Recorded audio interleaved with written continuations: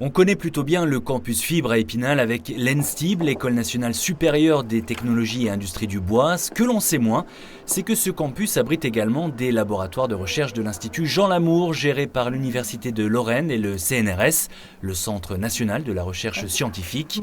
Ici, on retrouve donc une petite équipe de chercheurs, des Français, des Russes, des Brésiliens, dirigée par une Espagnole, Maria Vanessa Fierro Pastor, chercheuse en sciences des matériaux, multiprimée à l'international et récemment, sur ces images tournées en juin dernier à l'Espace Court à Épinal, lauréate de la médaille d'or des talents CNRS pour ses travaux sur le tanin, une molécule végétale présente dans l'écorce du mimosa.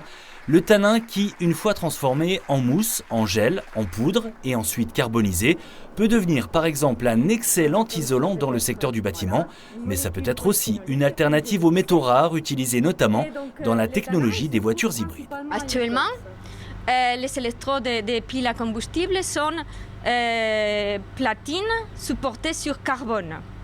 Si maintenant on se mettait à produire toutes les voitures qu'on doit produire avec des piles à combustible, il n'y aurait pas suffisamment de platines dans le monde. Ce que nous faisons, c'est à partir des tanins qu'on va trouver dans la plupart des espèces végétales, on va produire des carbones dopés à l'azote et dopés avec du fer. Le fer qui est le métal le plus commun. On a même dans le sang. Plus facile à produire donc, sans doute moins cher avec le temps, avec également moins d'impact sur l'environnement. Autant de critères qui guident l'équipe de Vanessa Fierro depuis 12 ans dans ses laboratoires spinaliens. L'idée maîtresse étant de trouver des alternatives vertes aux matériaux commerciaux d'origine pétrochimique. C'est sûr que travailler à partir des produits qui viennent de la pétrochimie, pour l'instant, c'est moins cher.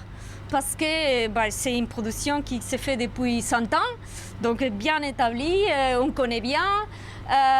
Maintenant, changer d'une raffinerie basse pétrole à une bio-raffinerie, ça va être une autre chose.